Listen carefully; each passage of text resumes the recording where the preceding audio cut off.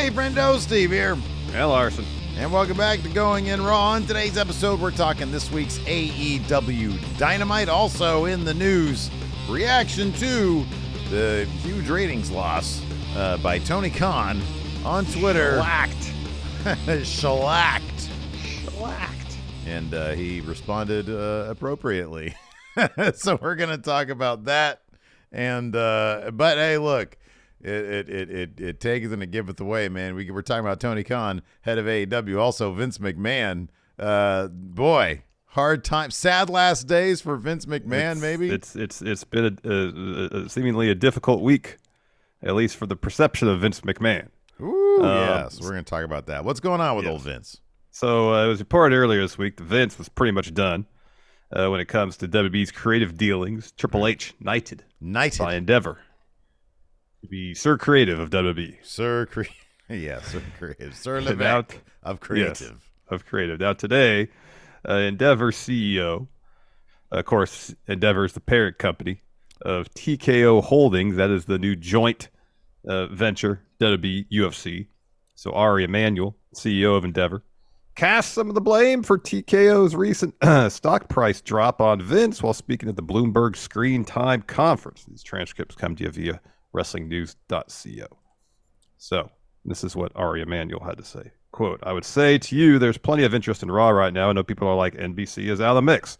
And that's why it went down. I think there's three things that happened. One, the reason is the stock price is down. They thought Raw was the best package. I saw a 40% increase, which was in line with expectations. Two, the PFL situation. And three, probably Vince in our deal wanted to be able to put at any point in time his stock. He's 78 years old. He's been working at this for decades and decades. So I think those three back-to-back issues. Under the bus goes Vince McMahon. This was kind of striking. I'll be honest with you. Like, he could have just mentioned the two things. He could have mentioned, Raw in line with expectations, the PFL situation. Yeah, those things. I'll be honest with you. I have no idea. I guess I'd have to take Ari Emanuel at his word that the Vince stock situation, once it came to light that he was able to cash out, was one of the reasons. And I don't know how necessary it is to be transparent about his actual thoughts. Like, maybe there is some sort of expectation, if he actually believed that this was the case, that in order to be taken seriously in any way, shape, or form, he would have to specify this in an interview when asked. I have no idea. I kind of feel like these types of people can be slippery and slidey and omit certain things if they wanted to omit certain things.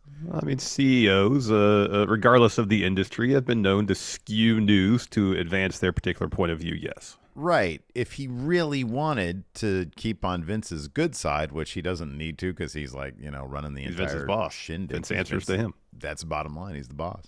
Yeah. I imagine if he wanted to stay on his good side, he could have not said anything.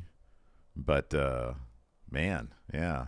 So Larson, how long do you think Vince McMahon is going to remain where he's at through December 31st of this year? So in sports circles, when there's a coach who's in danger of potentially being fired, they say they're on the hot seat. The hot seat, yeah, right. I feel like Vince's chair starting maybe get a little warm. Ooh, yeah.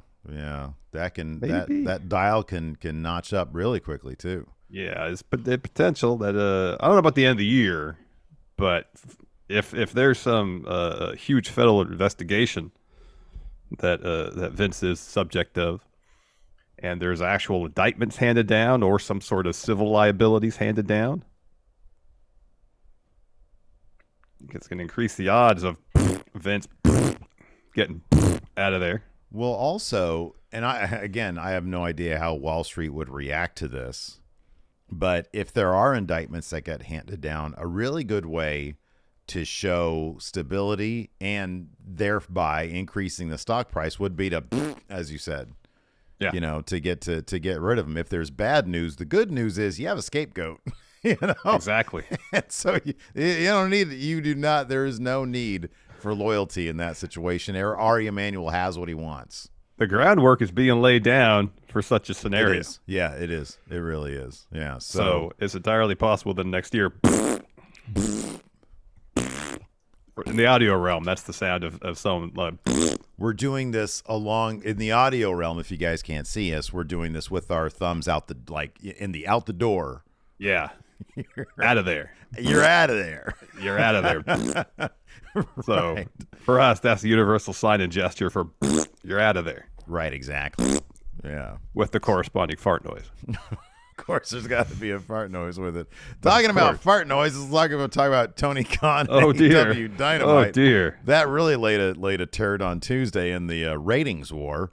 And look, man, in advance of the Tuesday Night War, as he was attempting to promote his show AEW Dynamite, he had quite a few things to say about WWE, Triple H, Shawn Michaels. I believe bald asshole was used in a post, in a memeable post, and then some shots at Vince McMahon about his alleged misdeeds.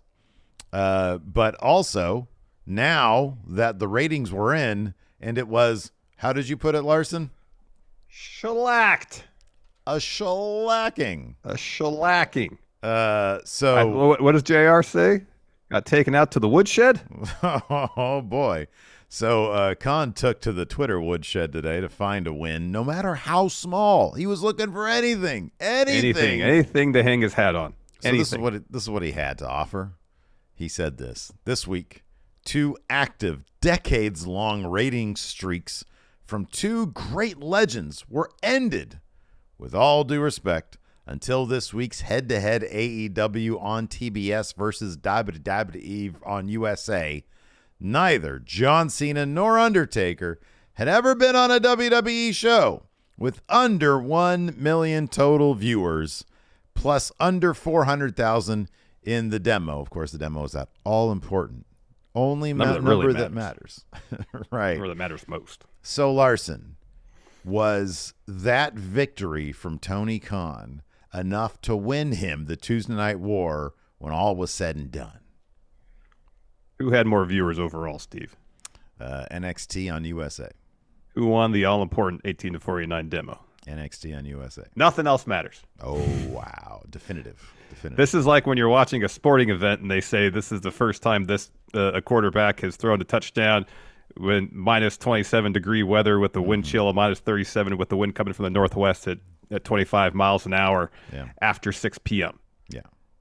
You're finding a first time ever thing where, guess what? It's immaterial. It doesn't matter. Right, yeah. You're trying to find the smallest sliver of victory you can, which, if that helps Tony Khan get through the day, whatever. It doesn't matter to me. You take it on the chin, move on with your day, or you could find some little iota, scintilla of a win you could find and be like, all right, we did that. Whatever. It doesn't matter. You know, he did, among his other tweets, say he was very proud about the show and that everybody did a good job. He thought it was a really good Dynamite.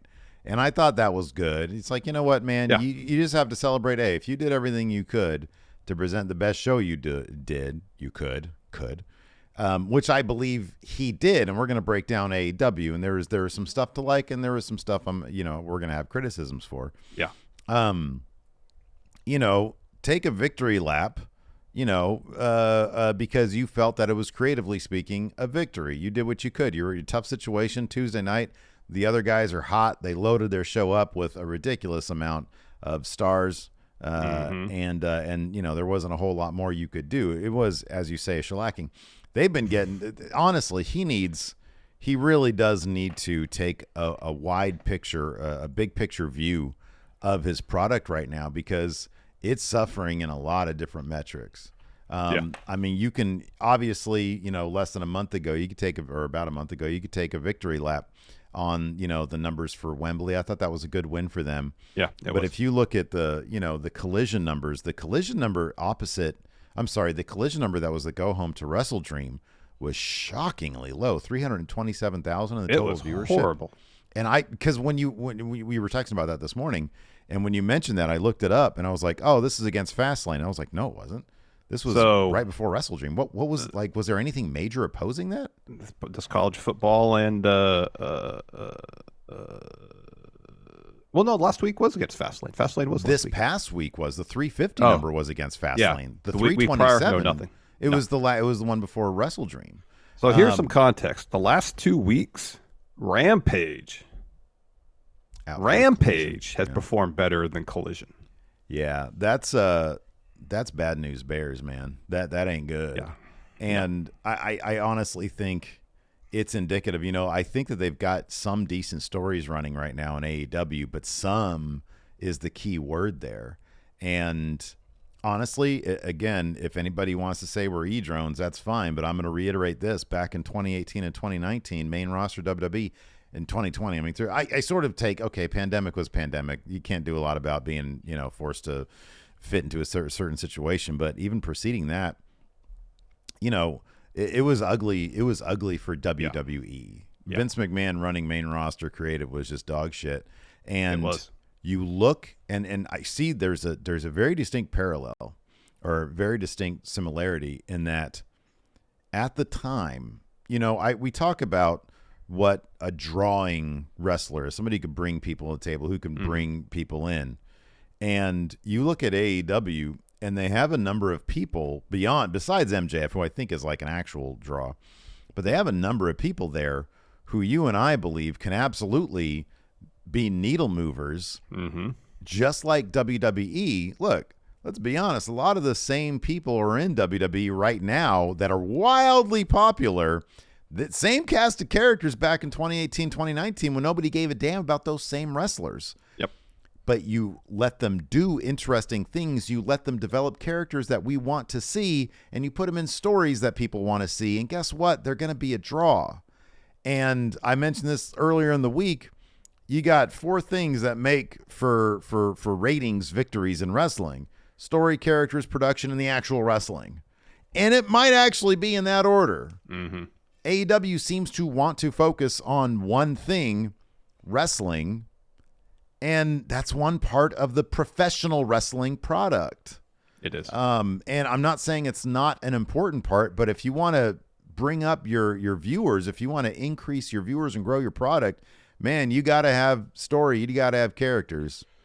Yeah, you do. And even though AEW from a creative front is far from perfect, I feel like they're in much better shape in terms of at least dedicating some energy to crafting stories for people who are on television for the most part. It's not everybody, but for the most part. A year ago. You talking about WWE? No, AEW this year. Oh, okay. You're talking about AEW. Okay. Because you look a year ago at AEW, and it was basically completely bereft of stories. Yeah, right. Yeah. There was basically nothing going on. It's just matches for the sake of having matches, and there was nothing compelling going on from a storyline perspective. Yeah. Maybe there's a couple exclusions to that, but for the most part, there was nothing going on. You look at the rundown for Dynamite last night, and by and large, every segment involves a story. Is it a good story? Is it a captivating story? That's a different conversation. Yeah. So I feel like they understand that there's a problem that needs to be addressed, and they're trying to address it. Yeah.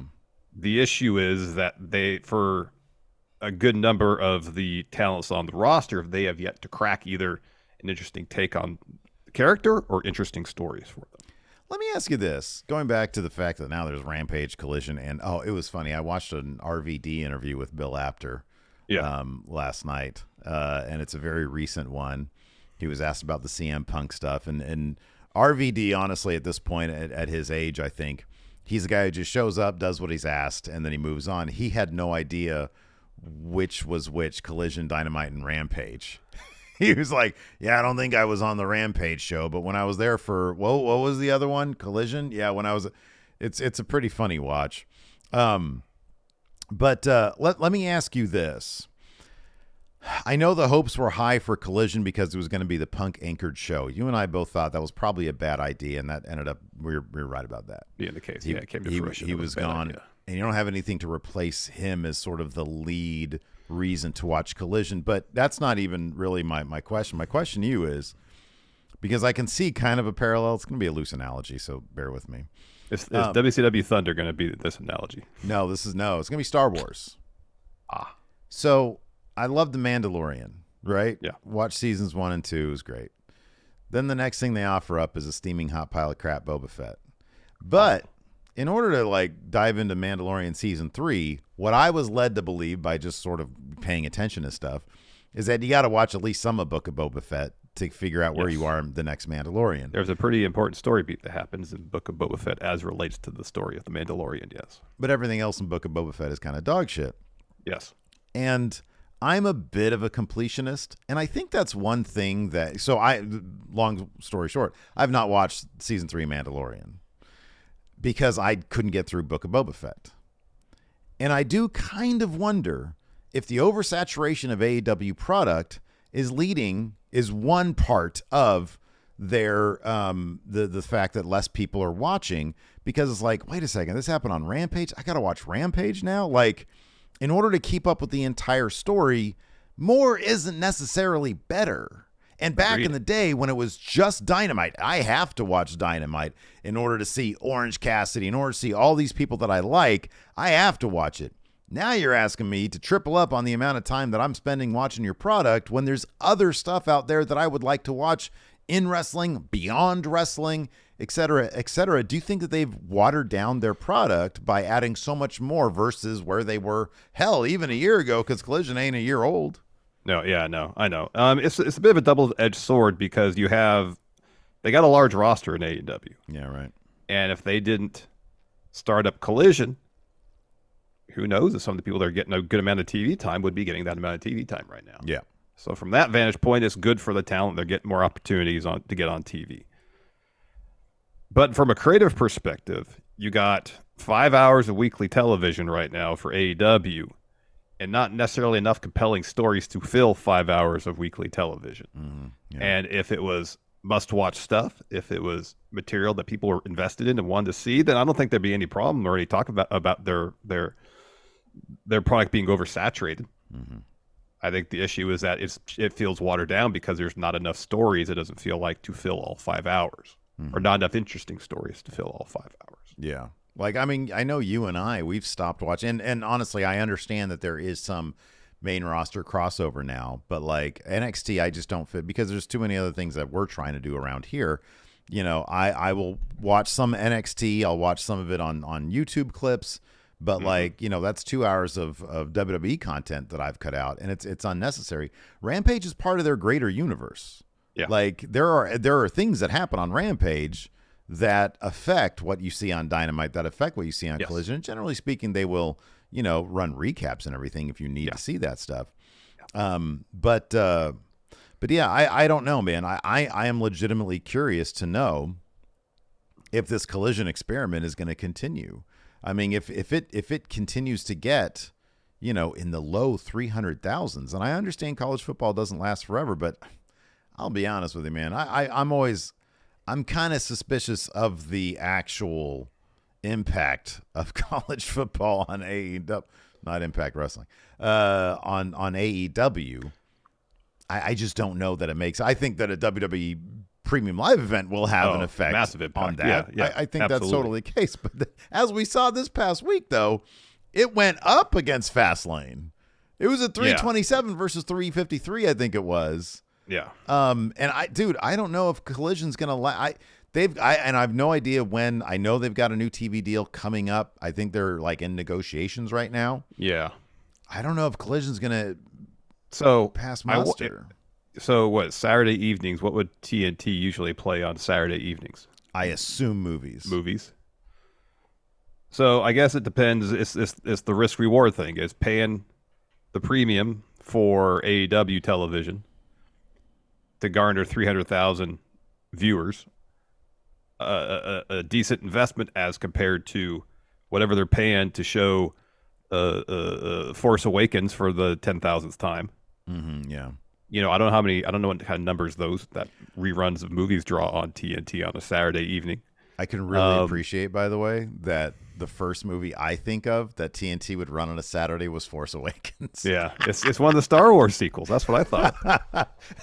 But it seems like that was the one that they would run. Well, it's that and Rise of Skywalker. Whenever I'm going through the TV things, the little things, I see that there a lot. I saw Why is it never The Last Jedi? I don't know. Yeah.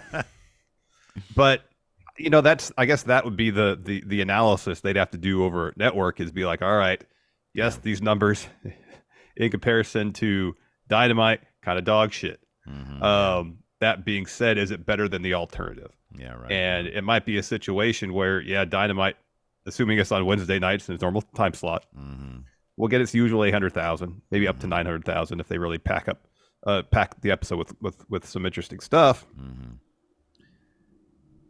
But then I guess if TNT, TBS, Warner Brothers Discovery decide, okay, yes, we'll stick with Collision, it's better than the alternative, but you're not going to get the premium on the new TV deal that you might have otherwise. Like they're not going to fork over, even WB's last contract. Oh yeah, $200+ million a year. Yeah. For AEW, if 2/3 of their shows are around the 400,000. Mm-hmm. Yeah, right.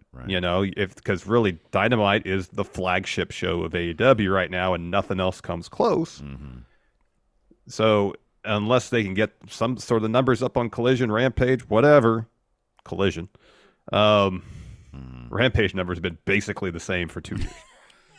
So I think there's 300,000 people, 300,000 to 400,000 people that are cool staying up and watching wrestling at 10 o'clock in the evening. The only thing I would look at that hour is usually the back of my eyelid.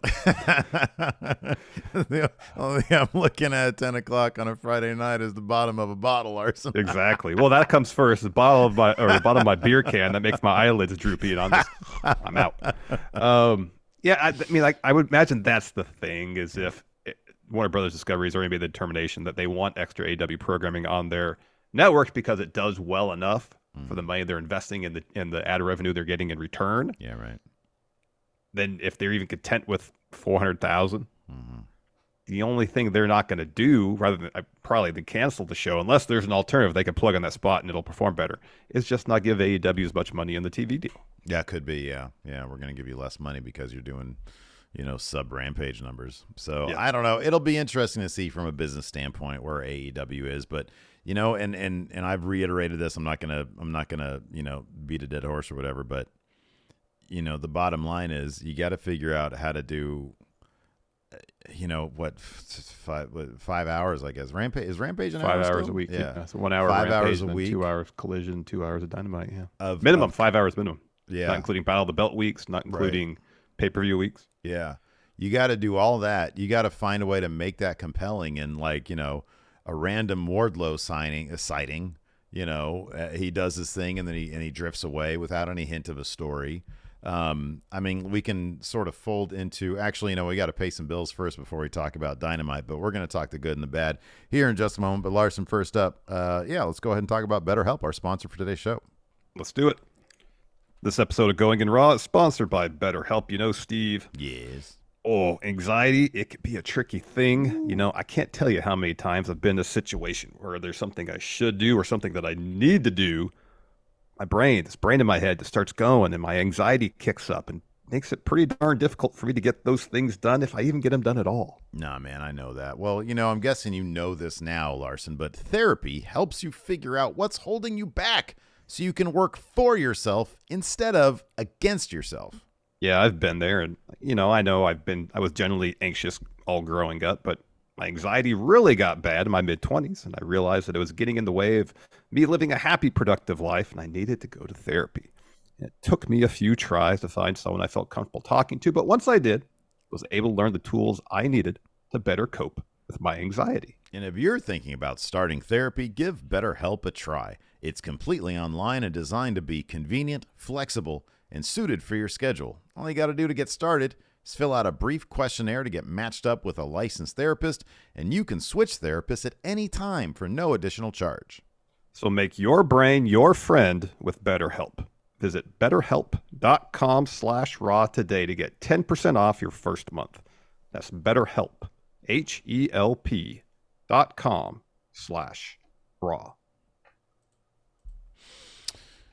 So, let's talk about AEW Dynamite. I understand he was in a tight situation. In fact, there's a Fightful Select article today about the Orange Cassidy international title win. I did think that with this win, I saw this on Twitter. Somebody posted a comparison of his Cassidy's reactions after winning the first time versus this time. Yes, right, exactly. I thought that was very fascinating, and it seems like they're launching into a story. Yeah, he's got a bit of a lust for gold that holding on to it the first time sort of it drummed up in him, and I think that could be interesting. I thought that there was a story that they were telling with him leading to this. But they sort of skipped ahead, maybe by necessity, because the Fightful Select article, which I recommend anybody go out there and read, indicated that Phoenix, basically they had no choice but got to get that title off Phoenix because he might not be around because of some travel issues that he's got, some visa issues that he has. So I understand your back's up against the wall. It should have been, or it was supposed to be Moxley. He wasn't cleared. So let's just go ahead and launch into this Cassidy story, which... not a terrible idea, I guess, but it did feel like when you're watching the product, did feel like there were a couple story beats missing there. Absolutely. But if those are the circumstances, Phoenix, having visa issues or need to renew his visa, Mox is unavailable to get the title back that apparently he wasn't ever scheduled to lose. Yeah. It's better to have Orange Cassidy where there is a bit of a story built in. Are they kind of fast forwarding to a beat further down the line? Absolutely. But better that than have, I don't know, Jungle Boy make a surprise return to beat Phoenix for it, where there's absolutely no story involved. Yeah. You know what I mean? Yeah. No, absolutely. Jungle Boy is not even the best example because you can always say, well, he wanted to win gold and he got the FTW belt, but that's not a sanctioned title. So, But anyways, somebody random coming from backstage to face Phoenix in an open challenge type situation and then beating him for it. Yeah. It could, it would have been interesting. Hook. Yeah. That would have been interesting. Yeah. But I understand the situation, and it does sound like they've got a good story to tell with Orange Cassidy, becoming all about his precious, his international title. It did feel like in the moment, it felt a little, oh man, we need a pop. We need to get this pop here. So let's go ahead and do this thing. Well, that felt less that kind of scenario than the women's title match. Yeah, let's talk about that. So Hikaru Shida became the first 3-time women's champion. I don't think there's been is Mox a 3-time world champion or just a 2-time? 3, I believe. Yeah, he's 3. Okay, because he won it, and then when Punk got hurt, he had it, and then when Punk got hurt again, didn't Mox win it again? I think who had it? Who won it after Brawl Out? Mox did, didn't he? I don't know. Probably. I assume so. Look, I was trying to think. Okay, was it? TNT titles changed hands like so many times. I know there's a couple 3-time TNT champions. Yeah, I think Cody and Sammy are 3-time TNT champs. That sounds right. Wardlow probably will be at some point. But he isn't already. Yeah, he might be.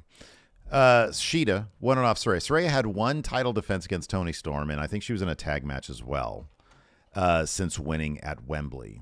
Mm-hmm. There's been no indication as to, number one, I really doubt this was because of injuries, simply because she took some nasty ass spots during this match. Yeah. So I kind of feel like that's not the case. I don't know. Dude, I don't even remember why she was the number 1 contender for this title. Because she beat... Was it like a multi-person eliminator? It was Rampage. No, it was a one-on-one match. It was on Rampage. Oh, okay. Well, that's going to be why. Can confirm that Mox 3-time champ. Okay. There you go. Actually, 4. Is he? Because he was the second ever champion. He wanted the interim title. Okay. I consider that, yeah. Forbidden Door against Tanahashi when Punk got hurt at Double or Nothing. Mm-hmm. Or after Double or Nothing. And then, well, they count, sorry, it's 3 times because they count him when they beat Punk as 2 separate things as opposed to the interim title when he beat Punk. Okay. So yeah. Okay. 3 official recognized AEW world title wins, yes. So, dude, I don't know if this was, she needs some time off to heal up a little bit, and this was like the last match that she had in her for a spell, or if this was simply, I need to get another pop. We're going to pop this thing, so we're just going to have Shida win this. The women's division, we've lamented in AEW. It's been a mess. Toni Storm is the one bright spot. Toni Storm is like one of the brightest spots in AEW right now. So AEW sort of getting by on Toni Storm and Christian. That's sort of the thing. Is that Christian's great, Toni Storm is great, and MJF is really good. And we're going to talk about that Juice Robinson stuff. I'm curious to get your thoughts on it. But yeah, let's go back to this women's match. A really good match. Yeah. And Sheeta's a terrific champion. She is sort of the Mox of AEW's women's division.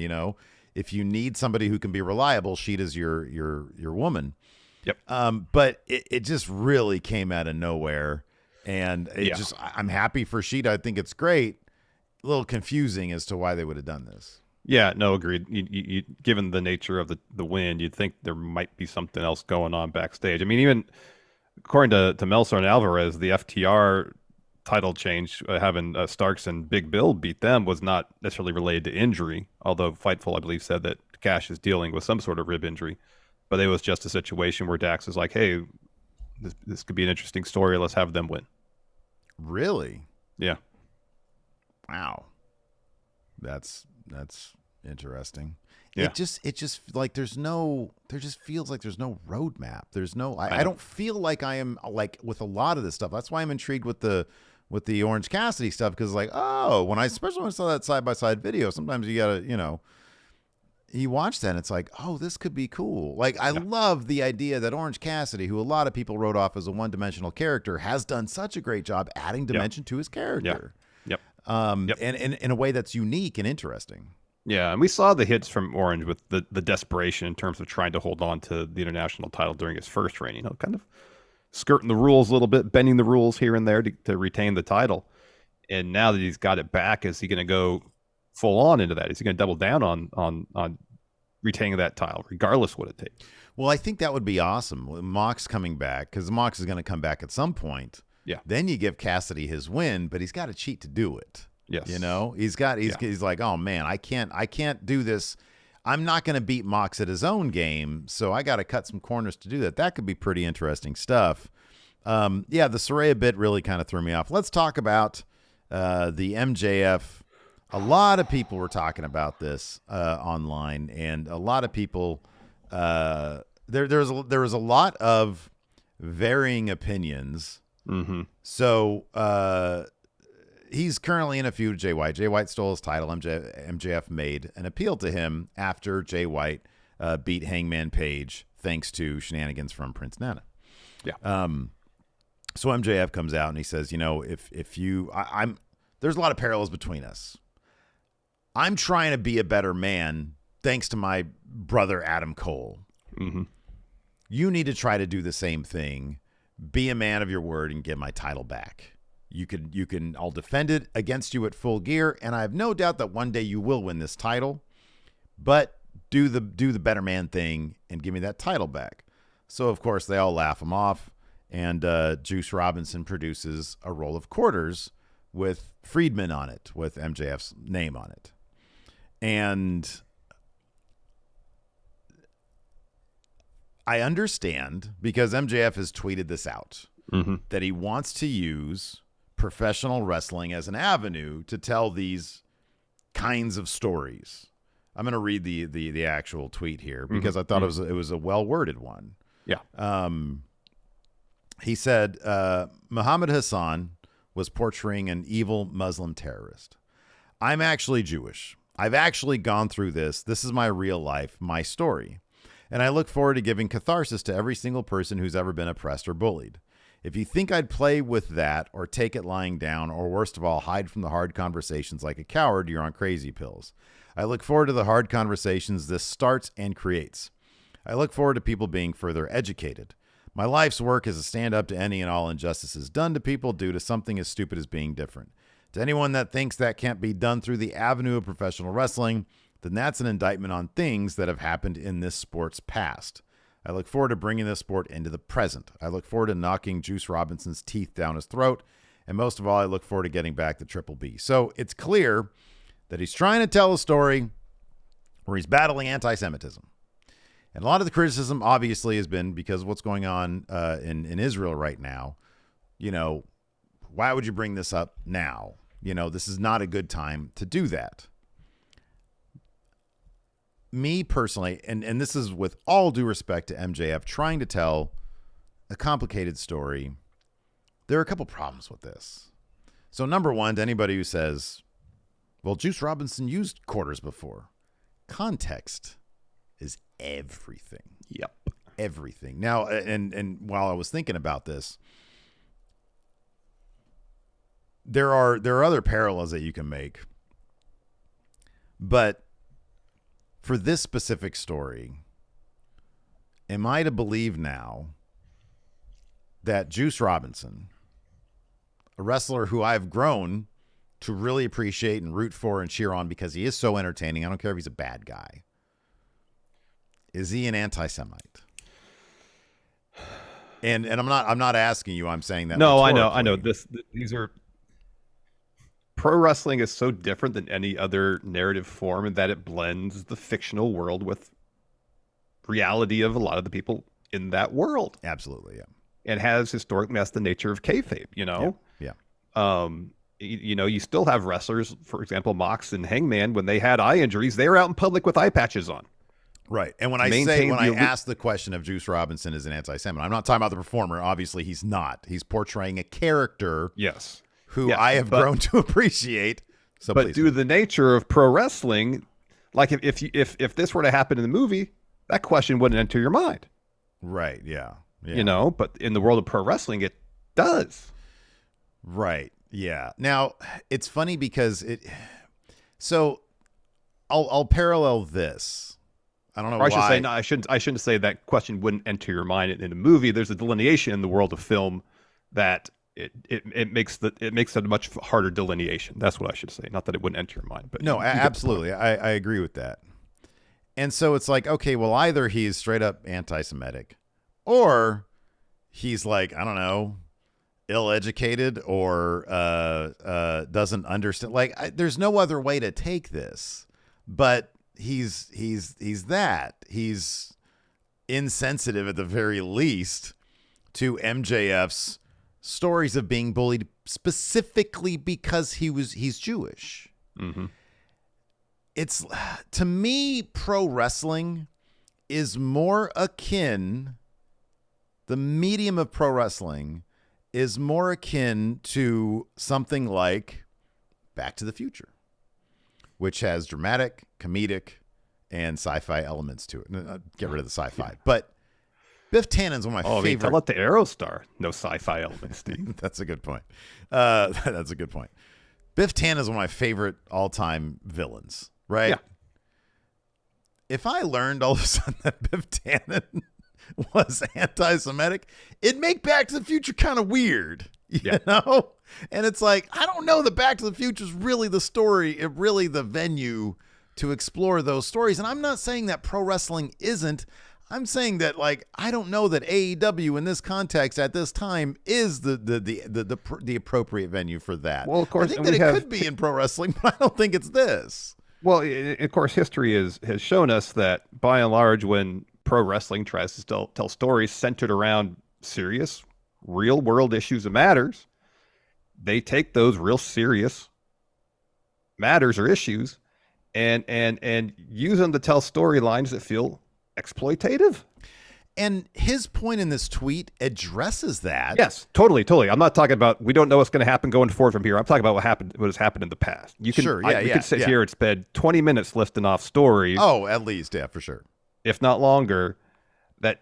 For this one example, Sergeant Slaughter during the first Gulf War becomes suddenly an Iraqi sympathizer. So that's what solely for Hogan to beat him at WrestleMania. Right. So that's what he's talking about. Yes. I don't know how you can turn a corner and not, dude, because like 5 years from now, I'm still going to be like, remember that time they were like painting Juice Robinson as being anti-Semitic? I know. You know what I mean? Like that's on his record now. I know. And I thought that too is like, how is this going to affect Juice going forward if they carry on with the story and really delve into it? Right. Because again, there's that, and we all know that wrestling is choreographed and is scripted entertainment. Sure, yeah. Still, it's different than TV or movies. That there's still that little bit of crossover.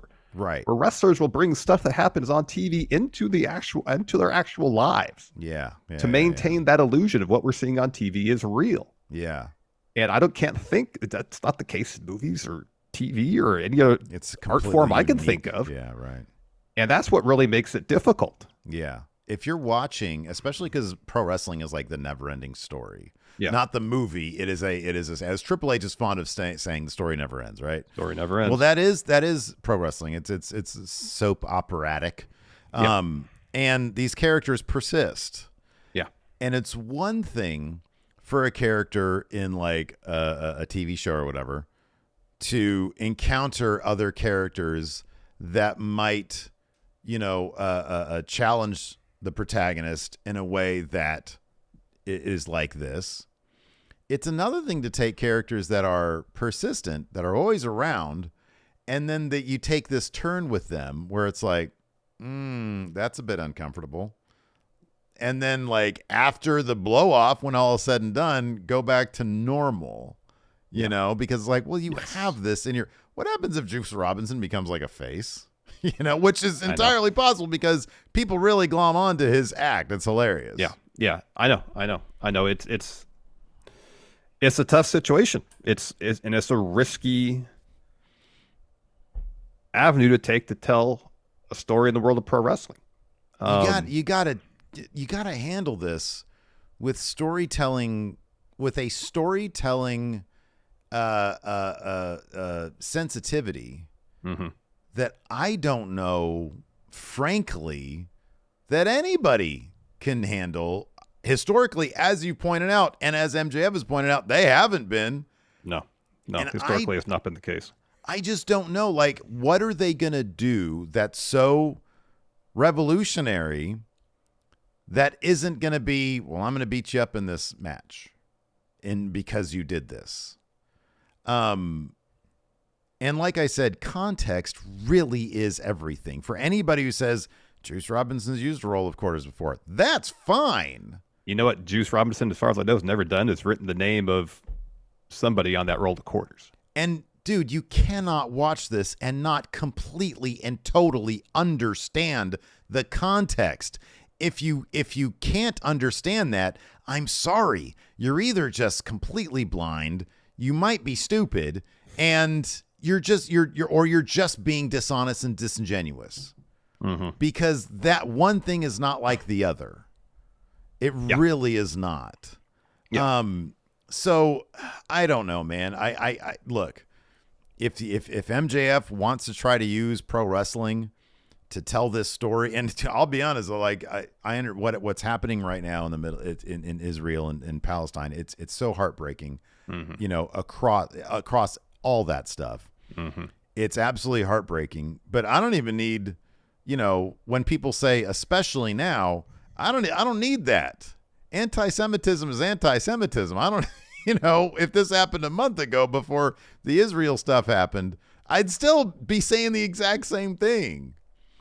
So I don't know. I don't know that this is going to be something that successfully accomplishes what MJF wants to accomplish.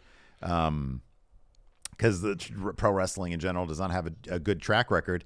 And I'm not even necessarily sure that's because of the players involved. Obviously Vince McMahon is not the person to handle this stuff, but I don't know if like the best storytellers in the world could have handled this in professional wrestling. I just don't know that it is. I'll be honest. I am not sure that what MJF is saying about pro wrestling being an avenue where you can tell these stories, I don't know that's the truth. Well, we haven't seen it. We've never seen it. We haven't seen it. And maybe he's got a way to approach this story that it'll really work.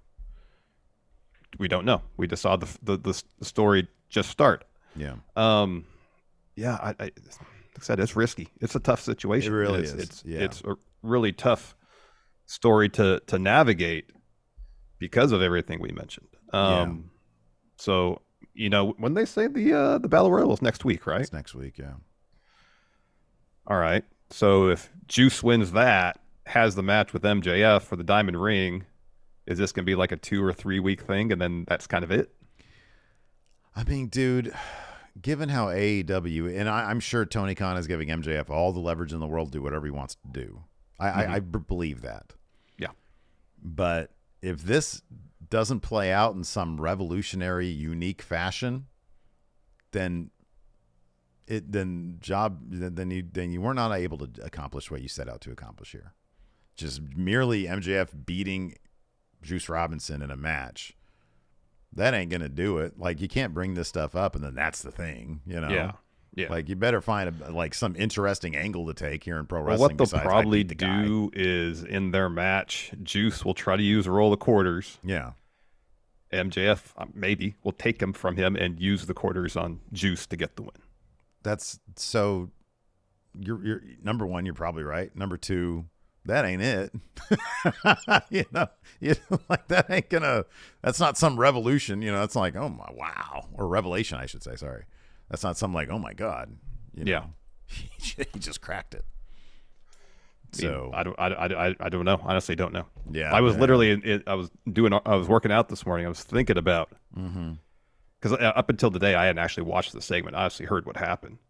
You know, until you see MJF's tweets about it, you see, you know, the initial reaction on social media. You're like, they're really doing this. Yeah. And you're like, okay, this doesn't necessarily seem like that great of an idea. MJF providing his point of view to it. You know, it seems like something that he feels like is important for him personally and for his character. Yeah. So you're like, okay, he's invested. This is something that he wants to do. This isn't something put upon him by a promoter looking to get some heat. Yeah. I mean, I can definitely appreciate that aspect of it. And honestly, maybe now that we're talking this out, maybe because there was that fan who brought that sign a couple of weeks ago. Oh, you didn't see it? Yeah, it was on social media. Somebody was like front row. They had a sign that says, "Hey MJF, I dropped some quarters." Oh yeah, I did see that. Yeah. Okay, that sign was removed. Unfortunately, the fan wasn't kicked out. Maybe, just maybe, MJF is thinking there's a lot of, and even, you know, our friends over at Wrestle Talk ran into this when they read a super chat with somebody saying they want Adam Cole to use a roll of quarters on MJF. And they just didn't know. They were just not, they didn't realize in the moment what that really meant. Yeah. Maybe the idea is there's a lot of people who don't fully grasp the, like, what that means, what the severity of that iconography is. Yeah. And how loaded it is. And maybe bringing it to the fore with Juice Robinson with the name on it, with his name on it, maybe that will be enough to bring it out to people and make them understand this is a loaded insult. This is a loaded way of you know, it's like, no, you can't just, the point of it is it's an anti-Semitic insult that he was doled out, that he was bullied with back in the day. So no, it's not appropriate as a fan to bring it up because it is, there's a lot of heavy, you know, connotations to that. Yeah. And maybe simply bringing it out there is the idea. And if that's the case, I don't know, maybe more people will be educated on it and mission accomplished maybe. Yeah. It's just when you're bringing this up, you got to be really careful about this in pro wrestling. Yeah. Yes. Anyways. So let's just go ahead and launch into the Dynamite. Yeah, I like that Christian started the show from the production truck. I thought of that old picture of Vince with the powder blue jacket on, sitting there back when he was first taking the company national. Christian there though is hyping up Tuesday night show. Today's Thursday, it's not tonight. Yeah, man. Thursday afternoon tonight. Thursday tonight hasn't even happened yet. No, it has not. No. Oh my goodness. Impact so he says this tonight. Says, how fitting the first thing you see on the biggest Dynamite ever is the company's biggest star, me, TNT champ Christian Cage. Says, now speaking of my title, there's some serious implications for tonight, starting off with Bryan Danielson versus Swerve for the right to face me this Saturday on Collision. Now, Swerve, you walk out victorious. That's fine by me because you left a bad taste in my mouth when you cost our team the match at Wembley against Sting and Darby. Danielson, a little birdie told me, you still fancy yourself the best wrestler in the world? Well, my title says otherwise. In the main event, Luchasaurus is going to end the run of Adam Copeland before his AEW career even gets started. For the match, I might have to walk out there and elaborate on the 3 words I left you hanging with last week. Oh, and as the face of TNT and Warner Brothers Discovery, I procured the first 30 minutes of Dynamite commercial free. Enjoy the show. Now, when do you assholes start the show? So rude to them. But Christian is one of the the best things about AEW right now. Oh, dude, right now it's him and Tony Storm keeping that company, and Prince Nana. Yeah. Yeah. Like that's and Swerve. Swerve's great. Yeah. And in terms of just shit that you see like memes of everywhere. Oh yeah. So after that we had my God. Oh, fantastic. God damn it, pal. Bryan Danielson versus Swerve Strickland. And this match was absolutely phenomenal. It was really good stuff. Not enough to beat Cody Rhodes' promo in the ratings on NXT, but my God, this was a good. Come on, it was a joke. It's a joke. God damn it, it's a joke. God damn it, pal. God damn it, pal. Yeah, this match was absolutely killer. Phenomenal way to kick off Dynamite, man. Dude, that bit where Swerve. In the past, we've levied a lot of criticism against AEW's production for some of the choices they make in terms of photographing moments. That moment where Swerve comes in out of nowhere off frame to hit Danielson with that house call kick. Yeah, Woo! That was sick. That was awesome. Was framed and whatnot for maximum impact, and it was great. Yeah, it really was. Yeah, that was fantastic. Stuff. Swerve's so damn good. So in the end, let's see how far back. Let's go here. Danielson runs. So the whole time, Swerve early on is working over Danielson's rib cage and his lower back. He's like a backbreaker early in the match on the apron, just throughout, working his midsection lower back. So Danielson runs into the corner looking for one of his running drop kicks right in the back, and he just crumples over. And that's when Swerve comes in from out of nowhere. Bang, house call. Follows with the Swerve stomp off the top rope, but Danielson kicks out. So then Prince Nana puts his crown on the apron. It distracts the ref. Well, Hangman runs ringside and grabs the crown from Swerve. So Danielson's looking for a knee plus. Swerve tries to counter that to a JML driver, but Danielson reverses that into a roll-up, gets the 2. Swerve looks for a clothesline. Danielson ducks that and hits the knee plus to get the win. Fantastic stuff. Like a pay-per-view quality match. It really was. It absolutely was. Regardless of who you like and who you watch, this is a killer match, man. Yep. This is a killer match. Fantastic stuff. After that, we had another great Samoa Joe promo.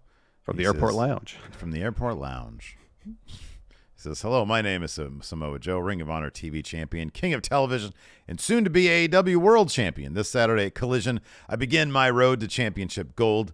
This Saturday at Collision, I show the world why I am Violence Manifest. I'm the man who takes what he wants from anybody he wants to. This Saturday at Collision, I begin my ascension towards greatness. Samoa Joe's great. What's he going to do at Collision? You mean this upcoming? They announced a match for him. I can't remember against who. Oh, Willie Mack. Oh, that's fun. That's cool. Yeah. Right on. Okay. Well, the road begins with Willie Mack. After that, we have Chris Jericho getting annihilated by Powerhouse Hobbs. This was great to see. This was awesome. Great move on Chris Jericho's part. By the way, somebody posted on Twitter like a list of all the wrestlers and charities that he's donated to. Yeah. He has given a lot of money to a lot of people in need over the years. Yeah, he has. Wonder who else he's given money to, Larson. Sorry. No, that's shitty.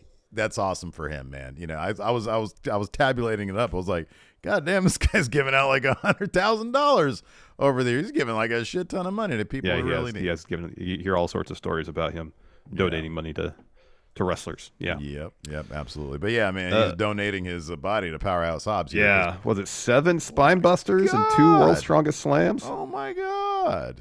Just wrecked him. God damn it, pal. He beats him and then he picks him up. Another World's Strongest Slam. Just laughs at Chris Jericho. I just didn't like that Jericho had a hope spot. He had a couple hope spots. Yeah. He got a code breaker off. Like one hope spot was good enough for me, and then that was like the one thing about this match is that it wasn't like the shocking squash match where it wasn't like bang bang bang bang bang. Powerhouse just hits 6 straight spine busters, 2 World's Strongest Slams, and the match is over in 45 seconds. Mm-hmm, yeah. And when the match kept going, even though I knew Hobbs won, I'm like, I feel like Hobbs hasn't beat already. Mm-hmm. Yeah, I know. Yeah, same. I know the point was to hurt Jericho just as much as it was to beat him, but it wasn't exactly like the shocking, oh my gosh, squash loss. It was meticulous. Yeah. Annihilation of Chris Jericho here. It was pretty great, though. Good move there for Powerhouse Hobbs to get such a dominant victory over him. So I love this last line in your note here. Jericho picks up Jericho, hits another World's Strongest Slam. Jericho picks up himself. Hobbs picks up Jericho, hits one last World's Strongest Slam, and laughs, and that's after he won. After that, we've got more comedy shenanigans at Roderick Strong's house. This one was particularly funny because of like what Cole says. So he's like, man, I've been here for a week. I really need to get double surgery. He's like, what else do you need me to do? And Strong's like, hey, man, I need you to mow your lawn. He's like, what are you talking about? Like, why can't these? And then he's like, oh, never mind. So he goes and he mows the lawn, and it really, it's not easy. So he says, man, I'm a mess. I got to go home and change my shirt. And Roderick says, no, I got something for you. So inside the house, Cole's wearing a Neck Strong shirt, and Taven is explaining the importance of the stuffed giraffe. And he starts strong animal. He starts miming how they fight. And he's like, it was pretty great. It was pretty stupid. And then Cole says, Roderick, it's just weird. There's no cell service here, and you don't have any TVs. What do you do? I'm sorry, this is weird. It's weird for anybody just to have no TVs in their house. He's like, I can't even watch Dynamite to see what Max is up to. And Roderick's like, TV's the devil. And Cole's like, man, I got to get out of here. He's like, no, Adam, I just need one more thing. So I guess we're going to find out what that is next week. I guess so. And then we had funny shit. It was funny. We had Orange Cassidy versus Ray Phoenix. They were talking all throughout this match how Ray Phoenix's back is all tore up. And he was selling the heck out of it. He's trying to do all sorts of stuff. Back gives out. Yep. So at one point, Orange calls for an orange punch. Phoenix instead counters with a super kick, looking for a rolling cutter. Back gives out. Orange hits a beach break. Phoenix kicks out of that, so Orange hits an orange punch, locks in the mouth trap to get the win. So as soon as the match is over, Penta runs down the ring to check on his brother. The ref hands Orange the belt, and you have gold confetti shoot out. Previously, when we won the international title, it was orange confetti. Mm-hmm. And so Orange is holding the belt like this. Yeah. And just staring at it. Yeah. Even as he leaves the ring, he's just staring at the belt like that. He almost walks by Best Friends and Rocky Romero. Yeah. And Hook. And he's like a couple steps past him, and then he realizes, oh, my crew is here. And so he fist bumps them all, but he's still basically holding the belt like this the entire time. Yeah. Just staring at it. Yeah. Yeah, it's good stuff. So I'm curious to see where that goes. Yeah. After that, we had a Tony Storm interview. RJ's like, so what does it mean? What do you mean when you say that you're ready for a close-up? It's like, the problem with this evening is that there's not enough cinema. So I took the liberty of making my very own short film entitled Lovers Lament. She says, film. Film. Yes, she did. It's like she adds an extra I between the L and the M. Film. Entitled Lover's Lament. And don't worry, like all great films, it's a silent picture because who needs all the noise when we have faces? Play the picture! And then so they play it during picture-in-picture, which was kind of funny in the first place. But you can watch the whole thing, including the musical accoutrement along with it. Accompaniment, I should say. And it's wildly hilarious. It's just, her like, I don't know what was your takeaway from the story here? Because she was in a mad dash to get somewhere. Yeah. And then like in part 2, they were like, Miss Storm, you need it on the set, and she's like, ah. Yeah. And has to, hustle to get out of I guess would be her dressing room. Right. Yeah. Exactly. It was a lot of her just like walking back because like it's a static camera to set up. She's trying to hail a cab, and they're just like zooming by, and then she finally gets one, tosses the driver out. I think gets in, drives herself. There's a lot more than that because what they played on Dynamite wasn't that. It was just a static shot. Yeah, no, in the static shot, like the car pulls up, she opens the door and chucks a driver. Well, chucks a fake driver. It was like I just watched. It was like a 2-minute thing on Twitter that I saw. Oh, gotcha. Yeah, because I was like, I want to watch this picture-in-picture. It was small picture-in-picture. I noticed that. Yeah, it was funny. But yeah, no, I thought this was hilarious, man. This is so great. It was good. Tony Storm's great. After that, we had Wardlow versus Matt Sydal. 4 power bombs. Ref stops the match. Wardlow leaves the crowd. Mm-hmm. Yeah. That's kind of it. Yeah. Then Renee tries to get a medical update on Jericho, and Daniel Garcia comes up and says, "Hey, Chris, you all right?" And Menard's like, "What are you doing?" Mm-hmm. And Garcia goes, "Well, I'm checking in on someone that we used to care about. I'm being a human." And Menard says, you're better than this. And he leaves, and then Garcia like kind of puts his head down and leaves out and leaves after him. Let me ask you this. Rewind just a second here to the Wardlow match. Are they going to do anything with him? I guess they're going to get him a bunch of wins with powerbomb stoppage. I don't know. I don't know why he's leaving through the crowd. That hasn't been explained. Yeah, right. Is that the quickest path to his car? Oh, that could be. Maybe he's going straight to the concessions. That could be. He's like, catering's crap. Maybe he's like nachos. Tony brought me back, but he's like, hey, you're on the independent pay scale. And shaking a hot dog. Yeah. So I got to go up with my ticket to go up to the concessions. Voucher. He's got a voucher. He's got a voucher. Yes, there it is. Signed by Tony. He's like, where's my handshake? He's like, can I at least get the foot-long hot dog? Nope. You don't get standard the regular hot dog. You don't get the foot-long glizzy. Nope. no glizzy overdrive for you. No glizzy overload. Is it overdrive or overload? I thought it was overdrive, but it could be either one. I don't know. Anyways, so after that we had Hangman Page versus Jay White. It's a really good match. Bullet Club Gold rides in on tricycles, which was hilarious. It was great. That was funny with Cardblade. Cardblade's there too. Yeah, this was a great match though. It was awesome. Good. Yeah, Jay White was wrecking Page's leg throughout, working the knee.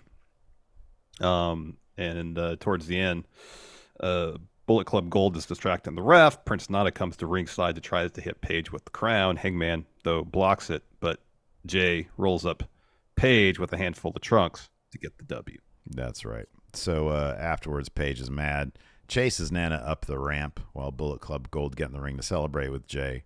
MJF's music hits. He says, cut my music. Look at me, Jay White, you son of a bitch. You wanted the main event match, bright lights, full gear for a title. You got it. Now give me back Triple B. So they go back and forth a little bit. MJF says, I'm going to be the bigger man. He talks a lot and basically just says, if you want to show some dignity, show some respect, if not to me, to the sport of professional wrestling, to AEW and to these fans, give me back what you have not yet earned. Well, even before that, he talks about how he gets up in the morning and getting to the point where he can look at himself in the mirror and not punch the mirror when he sees his face, which is a reference to a promo he made a while back. I don't know exactly when and what feud. Yeah. And the gist of it is like, I'm trying to be a better person. Right, exactly. I'm trying every day because I used to be a lot like you, but I'm trying to be better. You should be too. Yeah. So Jay then talks a lot. And he says, you coming out here and asked me to give it back to you. He said, how is that earning it? He says, first off, thank you for coming and asking face to face rather than jumping me from behind. He says, but you can't just ask for this. Like you said, you have to earn it in a match. And he got that coming up at Full Gear. So be patient. He said, but Max, if you can be patient, if you can't wait, then come on down and take it. He says, but something tells me with us five here, like he adds Cardblade in there. He says, you don't have your squad, your goon squad. You don't have Adam Cole. Beep, beep. He says, you have no friends, so you ain't coming down. He says, let me tell you what, if you can find 3 people who can tolerate you, who will team with you, you can put your 4 up against the Bang Bang Gang, and if you win, maybe you'll get the Bang Bang belt back. And then Juice takes the mic, and he says, I heard through the grapevine next week there's a Dynamite Diamond Dozen Battle Royal for a chance to win that stupid ring you care about so much. He says, so I'm throwing my name in. I'm going to win the Battle Royal. I'm going to whoop your ass. I'm going to take your ring. We're going to have everything you love. He says, and when that's done, I'm going to give you a present, something you're really going to like. And that's when he pulls out the roll of quarters with his name on it. He says, I don't know if you can see, but I got your name written on it. He says, you know what I do with these? I break jaws. He says, so after we ruin your life. And MJF's pissed. He's steamed. He says, you come at me with that roll of quarters, I'm going to end your life, you piece of shit. Maybe that's going to be the lesson here. He's going to kill Juice Robinson off. And then he's going to go to WWE. Then we got Lover's Lament Act 2, second part of Tony Storm's short film. And then we had Hikaru Shida taking on Saraya. As mentioned, a really good match early on. Disguised Ruby Soho comes to ringside to try to help Saraya. Shida stops the attack or blocks the attack, unmasks Ruby Soho, and then spray paints her in the face. So she's like holding her face, blinded by the spray paint going up the ramp. Tony Storm runs down with a shoe and starts hitting Ruby with it, and that goes up into the crowd. Yeah. Shida kicked out of 2 nightcaps. Mm-hmm, yeah.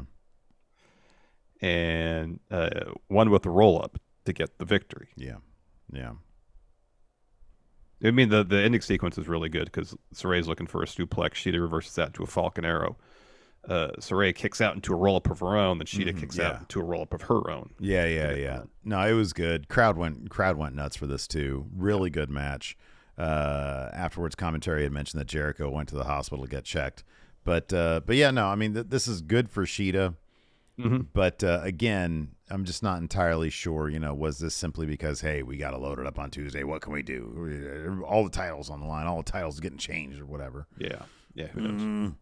After that, we had a Don Callis promo. He says, another travesty perpetuated on the Don Callis family. We made history tonight. I requested 10 minutes to talk about it, and I was told that we don't have any time, but don't worry. I have a backup plan.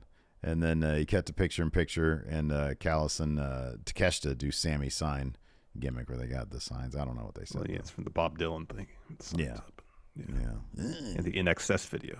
Well, that's where I knew it from, but then I didn't. I realized that he had done it before. Subterranean Homesick Blues, the Bob Dylan. Yeah. Yep. Then we got an MJF interview. So MJF is like, Renee's like, what's going on? And MJF says, I'm not really in the mood to be interviewed right now. I just want to call my boy. So Renee says, all right, understand. She leaves. MJF calls Adam Cole. Cole actually picks up, but instantly you can tell the connection is not good. And he says, I'm sorry, I'm still at Roddy's. He's got all the stuff he wants me to do. And MJF goes, I need your help. And he lists off all the ways that he needs help. He mentions Juice. Jay has his title, so on and so forth. And Cole is starting to break up. He's like, MJF, Max, can you hear me? And eventually the call, drops. And MJF, he's upset. So the Acclaimed step in. Mm-hmm. And Max Caster suggests, hey, how about we team with you against Bullet Club Gold? And MJF kind of scoffs and walks off. And while he says that, the rest of the Acclaimed are like, whoa, what is that? Yeah, you see because Billy says, when do you think you could just offer up our services, and what's with your infatuation with MJF? And Caster says, we started wrestling together, known him for 10 years, and he's my friend. I know he doesn't have very many friends, but he's my friend. I think he needs our help. Mm-hmm. Yeah. And he says, plus, I like when he plays hard to get. He says that basically into the camera. Yeah. So, yeah, that's going to be, like I said before, when MJF hits that scissor with Caster, crowd's going to go crazy for that one. Oh, absolutely. He's learning to do friends. After that, we had a Luchasaurus versus Adam Copeland for the main event. Christian dropped a promo beforehand. He says, Kansas City, keep the noise down while I conduct my business. You should be happy that you have a champ you can be proud of in your midst, because unlike your Kansas City Chiefs, I don't need any extra help to get my wins. Now, it was apparent last week that I left a lot of people's jaws on the floor with the 3 words I said to the Rated R superstar. So I know I left him in shock with his junk in his hands and that stupid look on his face that I've seen a million times before. I found it interesting that he said that Luchasaurus and Nick Wayne were going to turn on me when they got all the information they needed based on his experience in the past. Well, the difference is, Adam, I didn't take some ragtag group, dress them up like it's Halloween, and convince them they're tough guys. You try to be their leader. I'm not their leader. I'm their father. Crowd loved that line. Yeah. He said, that's the difference. It also made me laugh. You also almost made me crack a smile when you gave the rah-rah speech of, hey, let's get the team back together. Let's finish our careers together. It's funny when that same sentiment wasn't there a few years ago, Adam, when I was deliberately being held back even when I was clearly the most talented of the two while you were pushed to the moon. Why didn't you want to get back together then, Adam? Where was your tag team aspirations then? My, how times have changed. While your career's on a downward slope, mine keeps climbing to new heights. I'm without a doubt the hottest star in this industry, the most talked about star in this business. The fact is, you need me. I don't need you. But I can't say I blame you for being a fan. I have lots of fans around the world. In fact, I know your wife Beth is a huge fan. I'm already getting bored of this, so I think I'm going to go ahead and have my right hand of destruction end you right here. But take solace in the fact that your little girls will be well taken care of. And he looks right in the camera. Hey, Beth, I know you're out there listening. Put some clean sheets on the bed because your new father's coming home, girls. And then on this day, he comes sprinting out. Yeah. Woo! Head full of steam. And then he has his match with Luchasaurus. Yeah. So early, it's like right when he makes his entrance, Christian leaves. Nick Wayne is like trailing right behind Edgy Adam. Yeah. He holds on to his ankle. So Luchasaurus like drops him with a huge clothesline. They're like, oh my gosh, Edge's injured neck. Will he even be able to wrestle? Period. Ever again from a clothesline. Yeah, right. So he gets to his feet. Luchasaurus hits him with a tombstone, gets a 2. And then Christian's watching from the ramp as Luchasaurus just absolutely wrecks Adam Copeland for a vast majority of the match. Eventually, Copeland makes a comeback, hits like a tornado DDT off the apron. They eventually both hit huge boots at the same time. Luchasaurus yanks Copeland to the apron, is looking for a choke slam off the apron onto ring steps, which he had moved and kind of set up sideways. Instead, Copeland hits a reverse X Factor, follows with a spear while leaping off the steps onto the floor, and he's looking for a spear in the ring. Well, Nick Wayne distracts the ref. Christian runs down to try to hit Copeland with the TNT title. Instead, Copeland blocks, takes the title from him, hits Luchasaurus with it, gives the title back to Christian, and goes to the opposite side of the ring and set up for a spear. So Luchasaurus gets to his feet, turns around and sees Christian with the belt, and he's like, "What the heck? Why did you hit me?" And Christian's like, "No, I didn't do it." Luchasaurus turns around, eats the spear from Edgy Adam. He gets the win in his AEW debut. As soon as the bell rings, pretty much, Nick Wayne's in the ring. He chop blocks Adam Copeland. He and Luchasaurus start stomping on him. Bryan Danielson runs the ring to try to make the save. Luchasaurus drops him with the boot. That brings out Claudio and Wheeler Yuta. Only Wheeler Yuta appears for the night. Them Yuta heads. I don't know. I think they were eating okay last night. It was like all right. a snack. Decent snack. Yeah, decent snack. So that brings out Gates of Agony and Swerve. They're all ringside. They're all brawling. Eventually, Hangman comes down too to brawl with Swerve. And the show ends with Danielson having put Christian in the bell lock. Mm-hmm. Edgy Adam spears Nick Wayne. And Christian's there tapping out as the show goes off the air. Yeah. I mean, the end had a very Attitude Era feel with all the mayhem ringside and a bunch of people all brawling and stuff. And that's good. You know, you got to start building stories that are weaving in and out of each other too. Yes. You know, people like that shit because it's like, oh, Yes. I like this guy. I might see him in something that relates to him over here in this section, segment of the show. Yeah. I did notice during Christian's promo, Luchasaurus look at the TNT Championship a couple times. And it seemed maybe he was just sort of drifting in thought and he happened to look in that general direction. But I was like, okay, I wonder if they're like, if at some point they got to go in that direction. You think so? Yeah.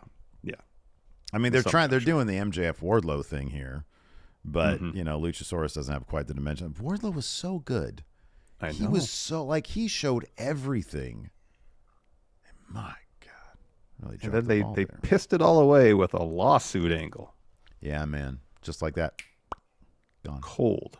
Whole thing cold. It's cold. I totally forgot to put up a questions thread. So, for the first time in a very long time, we're not going to answer any questions. We're already over an hour, though. We gave you a lot of great content today. So, by the way, if you're watching this right now and you haven't already, if you've gotten this far, you're basically at the end.